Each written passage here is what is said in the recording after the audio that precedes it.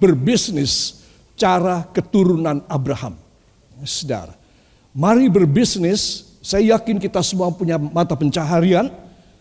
Ya memang secara spesifik bisnis, mungkin sebagian di antara kita tidak. Karena kita pegawai negeri, kita pegawai sipil, kita guru, dosen, kita hanya ibu rumah tangga dan lain sebagainya. Kita berdagang keliling, saudara, dan kita tidak berbisnis besar-besaran. Mungkin saudara punya pikiran demikian. Tetapi maksud saya berbisnis adalah mencari nafkah. Ya kalau saya tulis panjang, marilah mencari nafkah seperti keturunan Abraham, terlalu panjang. Ya, kalau judul harus pendek. Saudara, mari berbisnis cara keturunan Abraham. Kenapa? Saudara, saya yakin saudara akan meniru, mencontoh orang-orang sebelum kita, senior kita yang berhasil. Ya apa tidak? Ya, itu sebab saudara, saya mengambil dari firman Tuhan tentang Abraham. Abraham adalah bapak segala orang percaya, saudara. Dan dia, saudara, menerima anugerah yang besar. Katakan anugerah yang besar. Saudara, apa yang dia alami adalah semata-mata hari demi hari perjalanan hidupnya. Saudara, adalah perjalanan hidup bergantung pada perjanjian Tuhan. Cuma itu yang Abraham kerjakan. Satu, dia minta anak. Belum dikasih. Sampai dia berumur 99 tahun. Dan istrinya berumur 89 tahun. Saudara, bagaimanakah orang setua itu bisa punya anak? Tetapi saudara, apa yang terjadi? Penantiannya sekian puluh tahun, katakan sekian puluh tahun. Menjadi pelajaran dan berkat buat saya. Kasihan ya saudara, orang-orang dalam perjanjian lama itu beberapa dipakai oleh Tuhan menjadi kesaksian dan menjadi contoh buat kita.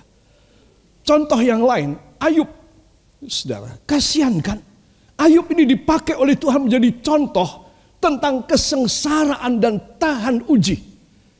Saudara, ada beberapa orang-orang dalam perjanjian lama yang dipakai oleh Tuhan untuk supaya kita belajar dari hidupnya. Saudara, dan apa yang dia hasilkan, apa yang dia telah lakukan di hadapan Tuhan dan manusia. Saudara, dan sekarang saya memetik tentang Abraham. Dan saya lebih banyak berbicara tentang keturunannya Abraham yang pertama. Siapa nama anaknya? Iska, saudara. Nah, dari Iska inilah, saudara, kita akan melihat begitu gamblang dan jelas apa yang dijanjikan oleh Tuhan kepada ayahnya Abraham itu terjadi. Dan dia mengikuti cara bisnis dari ayahnya, saudara. Pada waktu itu orang-orang kaya dinamakan sebagai orang-orang yang pedagang-pedagang yang luar biasa, yang setara dengan raja pada waktu itu. Sehingga raja merasa tersaingi hanya dalam bentuk ekonomi dan keuangannya. Saudara, itu sebab begitu banyak pada waktu itu orang-orang kaya yang menjadi musuh dari raja-raja. Karena memang masyarakat menghargai orang kaya setara dengan raja pada waktu itu. Saudara, itu sebab di mana Abraham berada, di situ raja-raja sekitar gemetar. Kenapa? Karena mereka tahu ada yang membela Abraham. Saudara, dan ini dahsyat sekali. Sehingga di mana Abraham berada, para raja di sekitarnya, para penguasa yang mendominasi dan mempunyai dominion pada kerajaan-kerajaan dan wilayah tersebut, semua tunduk kepada Abraham dan tidak berani berbuat apapun kepada Abraham. Lihat, seorang pebisnis, saudara. Saudara, dia adalah seorang saudagar, seorang pebisnis, tetapi raja pun takut sama dia. Beda dengan di zaman Daud. Saudara, di zaman Daud, orang-orang yang menjadi orang-orang kaya semua takut kepada dia. Raja-raja termasuk semua takut kepada dia. Tapi di zaman Abraham, orang kaya adalah setara raja, saudara. Nah, Abraham adalah orang yang diberkati luar biasa sehingga raja pun tunduk kepada Abraham. Saudara, hebat kan? Ini harus dicontoh oleh anaknya, Iska. Saudara, Dan Iskak mewarisi di dalam darahnya, di dalam hidupnya adalah perjanjian dari ayahnya. Perjanjian Allah kepada ayahnya, almarhum. Saudara, dan ini membuat Iskak menjadi orang yang dahsyat. Ya saudara, orang yang luar biasa. Di dalam Kejadian pasal yang ke-26 ayat 12 sampai 13, mohon dibuka pada Alkitab saudara. Kitab Kejadian pasal yang ke-26 ayat yang ke-12 dan ayat yang ke-13. Para kekasih, kita akan membacanya. Juga di rumah saudara, tolong membaca dengan suara. Kita mulai baca dari judulnya. 1, 2. Ishak di negeri orang Filistin. Maka menaburlah Ishak di tanah itu, dan dalam tahun itu juga ia mendapat hasil 100 kali lipat. Sebab ia diberkati Tuhan, dan orang ini menjadi kaya, bahkan kian lama kian kaya, sehingga ia menjadi sangat kaya. Saudara pikir gimana? Saudara, banyak faham dan banyak serangan kepada orang-orang yang berkhotbah, pengajaran-pengajaran yang membawa berkat. Saudara, dengan kata-kata sebagai teologi kemakmuran, ya, atau prosperity theology. Saudara, itu salah karena Alkitab hanya mengenal tentang teologi kemakmuran. Bagaimana Allah memberkati orang yang taat kepadanya, itu jelas. Dia adalah Bapak kita. Katakan, Tuhan adalah Bapak saya. Saya adalah anaknya. Sama seperti Abraham. Seorang anak yang tunduk dan taat kepada ayahnya pasti menerima warisan luar biasa. Yang percaya, beri tepuk tangan bagi dia. Haleluya. Jadi tidaklah heran kalau seorang anak Tuhan yang mempunyai firman dalam hidupnya, dia wajib, harus, nasibnya harus diberkati. Saudara harus mempercayai hal ini. Kecuali engkau mau miskin, engkau mau sekeng, engkau mau melarat, silakan, please help yourself. Saudara, itu sebab Anda dan saya harus pegang perjanjian ini. Bahwa seluruh Alkitab dari kitab Kejadian sampai kitab Wahyu, Tuhan itu hanya mau memberkati umatnya. Katakan, ini saya harus paham. Bila keadaan saya sebaliknya, saya harus merubah hidup saya. Supaya rencana Allah, janji Allah bisa terjadi pada saya. Saudara, ya kita harus memegang perjanjian ini. Itu sebab saya bilang, mari berbisnis cara keturunan Abraham. Karena itu adalah bisnis yang membawa hasil yang dahsyat dan luar biasa. Saudara, itu sebab para kekasih dalam Kejadian 26 ayat 12 dan 13. Tadi dengan jelas kita sudah membacanya para kekasih. Maka menaburlah Iskak di tanah itu. Di tanah mana? Di tanah musuh. Di tanah Filistin. Saudara, Raja Filistin mendatangi Iskak. Dan berkata, Tuanku, dia berkata, Tuanku, mari. Hidup dengan baik-baik di dalam negaraku, dalam tanahku ini. Aku tidak akan mengganggu Tuhan. Dan please, tolong Tuhan jangan mengganggu kami juga. Coba, raja pun sampai datang kepada Iskak, saudara. Untuk apa? Membuat perjanjian. Marilah kita menandatangani perjanjian. Kata Abimelekh, seorang raja Filistin pada waktu itu. Saudara, dia tidak punya angkatan bersenjata, dia tidak punya angkatan perang, dia tidak punya pengawal-pengawal yang hebat, karena dia bukan satu negara atau seorang raja, tidak. Dia seorang saudagar. Tetapi raja pun datang kepada dia, kepada Iskak, dan minta perjanjian. Apa kata Raja Abimelekh? Karena aku tahu, Tuanku, bahwa Allahmu menyertai engkau. Coba, bahwa Allahmu menyertai engkau dengan semua perbuatan Allah di dalam hidupmu. Itu sebab tolong kita membuat perjanjian bahwa engkau tidak akan mengganggu kami dan kami tidak akan mengganggu engkau. Saudara, jadi dia seorang pebisnis, tetapi karena ada hadirat Tuhan, katakan ada hadirat Tuhan. Saudara, itu rahasianya saudara, itu rahasia saya. Seorang yang berusaha apapun dalam mencari nafkah, dia jangan pikir hadirat Tuhan hanya dalam gereja kalau dia melayani gereja, kalau dia sedang melayani pekerjaan Tuhan. Nah, bukan cuma itu saja. Hadirat Tuhan ada di dalam marketplace, di dalam semua perdagangan kita. Apa yang kita kerjakan dalam mata pencaharian saudara. Biarlah saudara minta Tuhan, engkau yang memimpin dan engkau harus terlibat di dalam usahaku yang kecil-kecilan atau besar ini. Tuhan, hanya engkau yang akan memberikan kepadaku berkat-Mu yang luar biasa. Saudara. Dan ini terjadi pada SK. Ini gambarnya SK ya. Saudara.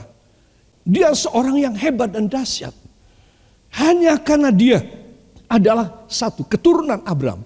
Dua, karena dia menurut apa lifestyle dan cara hidup dari ayahnya yang begitu rohani kepada Tuhan. Sehingga saya sekali lagi katakan, raja pun takut dan minta perjanjian dengan dia. Harusnya dia sebagai pedagang di tanah orang asing, di tanah pribumi, dia sebagai orang asing, harusnya dia yang bikin perjanjian, minta perlindungan. Saudara, kebalik. Katakan kebalik. Saudara, itu sebab Anda dan saya harus minta kepada Tuhan. Dan Tuhan menyuruh saya menyampaikan tentang bisnis cara Abraham. Supaya hidup saudara ada di dalam proteksi yang istimewa dan dahsyat. Di mana SK berada, di situ berkat dicurahkan oleh Tuhan. Saudara, saya yakin kita semua merindukan. Ya apa tidak? Nah sekarang saudara harus dalam hati saudara berkata, Tuhan, hamba tinggal di jalan ini atau di kampung ini atau di desa ini atau di kota ini. Tuhan tolong hamba ada di sini.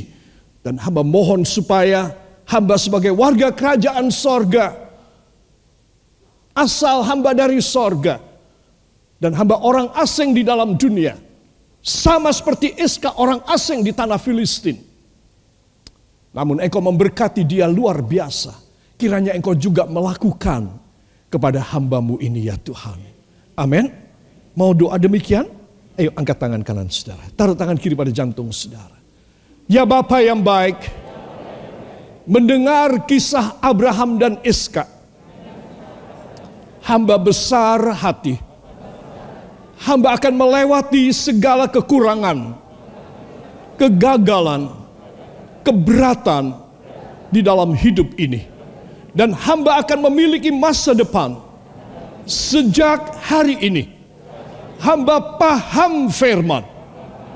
Maka perkara-perkara ilahi bekerja bagi hamba dan membuat hidup hamba kian lama, kian diberkati dan sangat diberkati.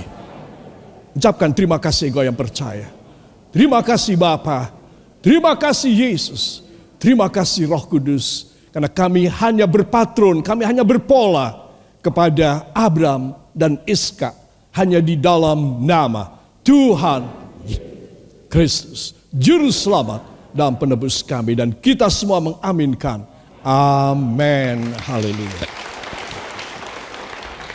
Para kekasih, di dalam ayat yang ke-13 disebutkan, saudara, dan orang itu menjadi kaya. Iska kaya. Teruskan. Kian kaya. Teruskan. Sangat kaya. Saudara, menurut saudara ini dongeng atau ini firman? Firman. Saudara, bertaburan ayat-ayat dalam perjanjian baru tentang janji Yesus, Sang Mesias yang datang ke dunia. Bagaimana dia mau memberkati kita. Saudara, begitu banyak tentang kelimpahan. Saudara, entah banyak orang dan banyak pendeta kurang mempercayainya. Saudara, kita harus angkat salib. Siapa bilang saya tidak angkat salib?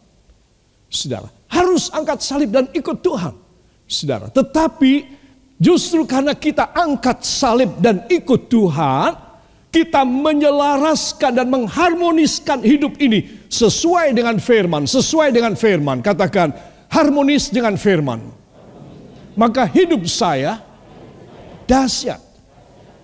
Saudara, itu sebab saudara harus pegang perjanjian ini. Apapun yang sudah terjadi sebagai kerugian, sudah kelewat, kesempatan sudah tidak terulang lagi dalam hidupmu. Allah sanggup untuk mengadakan kesempatan bahkan yang lebih besar dan lebih indah dari yang sudah lewat. Banyak kali orang merenungi nasibnya karena satu order lewat atau disikat oleh orang lain. Saudara, sehingga dia makan hati. Tidak usah makan hati. Saudara, engkau mempunyai perjanjian Allah yang dahsyat.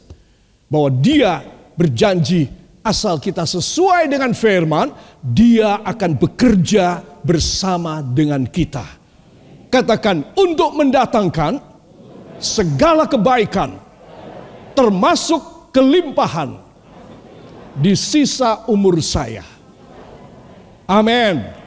Haleluya. Saudara, kita mau bilang apa lagi ya? Kalau Tuhan, firman sudah mengatakan orang itu menjadi kaya. Kian lama, kian kaya. Sehingga menjadi sangat kaya. Saudara, sangat kaya ini bukan barang haram. Ini barang pemberian dari Tuhan yang saya dan Anda harus terima. Kita tidak boleh memotongnya. Apa yang disampaikan oleh Tuhan, apa yang terdapat dalam firman harus disampaikan dan harus dipegang oleh semua anak-anak Tuhan. Aku juga akan seperti Iska. Aku harus bisa seperti Iska. Seperti minggu kemarin saya katakan, pada proporsional. Proporsionalnya apa? Saudara, itu sebab Anda dan saya kita harus minta kepada Tuhan supaya perjanjian di dalam Kejadian pasal yang ke-26 ayat 12 dan 13 itu boleh terjadi dalam hidup kita. Ya, saudara. Di sini saya sebagai background mengambil dari kitab Kejadian Genesis. Ini dalam bahasa Ibrani kuno. Huruf-hurufnya. Saudara, tentang apa? Tentang Tuhan mau saya dan Anda berbisnis bersama dengan Dia. Katakan, saya harus berbisnis bersama Tuhan. Artinya, saya harus selaras dengan firman. Saudara, kalau saudara melakukan ini, maka perjanjian ini terjadi. Saudara akan keheranan. Saudara, ini satu tanda bahwa Tuhan menyertai hidup saudara. Seperti Tuhan menyertai Abraham, Iska, dan kemudian Yakob yang paling hebat. Saudara, di mana Yakob menghasilkan 12 suku bangsa Israel.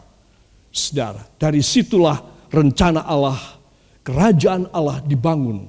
Ya, saudara. Itu sebab para kekasih, rahasianya adalah Abraham dan Iska penuh jiwa pengorbanan. Saudara, ini yang perlu saya tekankan, bahwa orang yang mempersembahkan hidupnya tidak cukup cuma duitnya, tidak cukup cuma harta benda dan materinya, tidak cukup hidupnya. Katakan, hidup saya harus persembahkan menjadi korban yang berbau harum di hadirat Tuhan. Yang mau beri tepuk tangan bagi dia. Haleluya. Saudara yang kekasih, mari dibuka pada Kejadian 22. Kisah yang kita sudah tahu, yang sangat famous, kisah yang dahsyat dalam perjanjian, dalam kitab Kejadian. Setelah kisah Nabi Nuh dan bahteranya, di mana Allah menghancurkan seluruh dunia. Maka timbul kisah ini. Kisah yang luar biasa. Yang saya katakan tadi, mengorbankan hidup. Abraham telah melakukan. Iska tidak berontak. tetap mau melakukan. Saudara, itu sebab karena Abraham mau melakukan, Ishak mau melakukan dan tidak berontak ketika dia mau dipersembahkan darahnya di hadapan Tuhan. Dia tidak berontak. Saudara, jadi dari mana rahasia Ishak yang menurun kepada Yakub, menurun pada 12 suku Israel, itu bisa terjadi?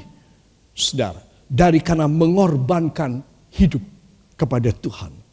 Itu sebab bagaimana cara kita mengorbankan hidup kita kepadanya. Saudara harus tahu supaya saudara mempersembahkan hidup saudara. Pada sisa ini, bayangin, ada orang tidak mempersembahkan hidupnya kepada Tuhan, dia mati. Saudara, tapi orang yang mempersembahkan hidupnya kepada Tuhan, ketika dia mati, dia menerima kemuliaan Allah. Ketika sebelum dia meninggal, dia ada di dalam kelimpahan Allah. Mau pilih yang mana? Yang pertama atau yang kedua? Yang kedua kan, di mana saudara selama hidup kita mempersembahkan hidup kita kepada Tuhan. Dan ketika kita meninggal, kita dimuliakan oleh Tuhan. Ketika kita mempersembahkan hidup, semasa hidup diberkati luar biasa. Pilih yang ini. Katakan, saya pilih yang ini. Seperti Abraham, seperti Ishak, seperti Yakub. Yang mau beri tepuk tangan bagi dia. Haleluya. Saudara yang kekasih, saya undang kita bangkit berdiri sejenak supaya semangat ya. Kita akan membaca bersama-sama dari Kejadian 22 ayat 11 sampai dengan ayat yang ke-14.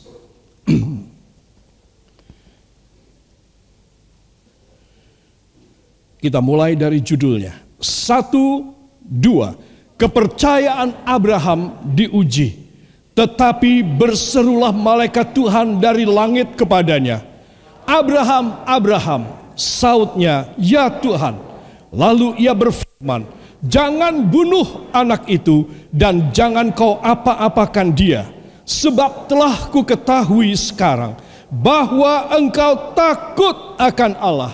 Dan engkau tidak segan-segan untuk menyerahkan anakmu yang tunggal kepadaku. Maka lalu Abraham menoleh dan melihat seekor domba jantan di belakangnya, yang tanduknya tersangkut dalam belukar.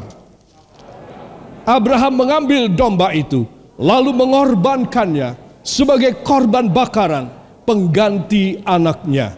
Dan Abraham menamai tempat itu Tuhan menyediakan. Sebab itu sampai sekarang dikatakan orang, di atas gunung Tuhan akan disediakan. Ulangi, di atas gunung Tuhan akan disediakan. Amin.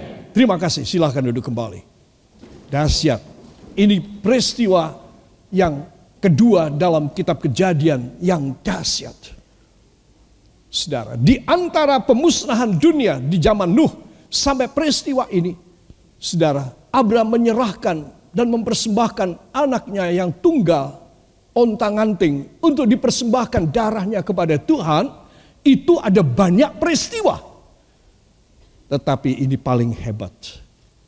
Dan ini membuat Tuhan berjanji bahwa Abraham dan seluruh keturunannya akan diberkati luar biasa.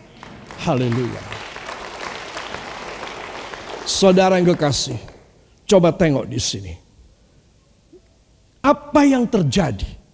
Sebelumnya Tuhan meminta kepada Abraham untuk menyerahkan anaknya.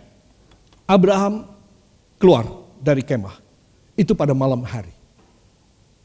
Lalu Tuhan berfirman dari langit kepada Abraham. Hebat ya, saudara. Abraham, persembahkan anakmu, Ishak, kepadaku. Besok kamu bawa dia naik ke sebuah gunung yang aku tunjukkan. Dan korbankan dia. Saudara, saudara bisa bayangkan. Dia menanti sekian puluh tahun. Anak ini ketika berumur 11-12 tahun. Sekarang diminta oleh Tuhan. Bukan dengan cara tiba-tiba dia mati, dicabut nyawanya oleh Tuhan. Tidak. Tetapi dengan disuruh berkorban seperti hewan. Saudara, disuruh menyembelih. Saudara, Saya yakin orang seperti Abraham ini, karena dia terlalu dekat dengan Tuhan, dia itu sudah percaya bahwa Tuhan pasti mengadakan buat dia pengganti anaknya. Dia itu sudah apal. Aku cuma diuji sama Tuhan. Karena aku cuma diuji, aku mau kasih bukti sama Tuhan. Tidak mungkin Tuhan meminta. Tetapi dia melakukan, ya Tuhan. Saya yakin ketika mereka berdua berjalan di lereng gunung, Abraham berkata pada dua budaknya laki-laki, kalian berdua tunggu di sini. Kami berdua, aku dan Iska akan naik ke atas, memberikan persembahan, kami akan sembahyang di atas, dan kami akan turun kembali. Coba. Dia sudah janji, dia sudah pesan sama dua budaknya untuk menunggu di bawah. Dengan kata-kata, kami akan turun kembali menemui kamu. Coba. Padahal perintah Tuhan tadi malam, korbankan Iska. Semua katakan, hanya orang yang beriman pada segala kebaikan Tuhan akan menerimanya. Saudara, itu sebab saudara harus pegang perjanjian ini. Ini perjanjian yang dahsyat sekali. Abraham tahu bahwa dia harus memberi korban. Dan korban ini adalah korban yang terbesar yang dia bisa berikan kepada Tuhan. Oke, no problem, aku akan lakukan. Kalau Tuhan mau Iska, tidak apa-apa.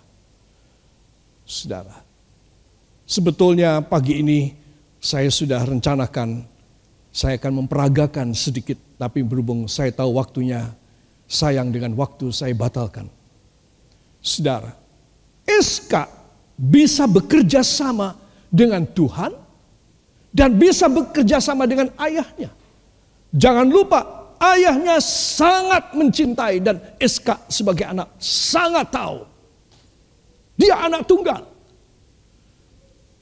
Tapi sekarang kalau aku harus disembelih oleh ayahku sendiri dan aku harus dibakar di atas kayu bakar ini, dia sudah ditelentangkan di atas kayu bakar. Bayangin, seorang anak remaja mau-maunya, seperti dongeng ya saudara, mau-maunya. Kalau dia tidak bekerja sama dengan Tuhan dan tidak bekerja sama dengan ayahnya, dia berontak. Maka apa yang terjadi? Tuhan tidak akan kasih berkat apapun pada Abraham. Saudara, dia berontak, dia akan lari, dia tidak jadi mati. Tetapi dia tidak akan diberkati oleh Tuhan. Tapi dia bisa bekerja sama. Dia tahu demi perjanjian Tuhan kepada ayahku Abraham, kalau aku harus dipersembahkan kepada Tuhan, silahkan, tidak masalah, aku rela. Di dunia barangkali cuma dia anak muda yang semacam ini. Saudara, kalau dia berontak ketika dia melihat ayahnya menghunus pisau dan dia meloncat dari atas kayu bakar dan dia berlari dan berteriak, ayah jahat, ayah kejam, ayah egois. Persembahkan dirimu sendiri di sana, jangan anakmu. Katanya mengasihi aku, tapi ternyata tidak, engkau mau membunuh aku. Iska bisa melakukan demikian. Sebagaimana banyak anak muda bisa melakukan, tidak mau mempersembahkan hidupnya kepada Tuhan.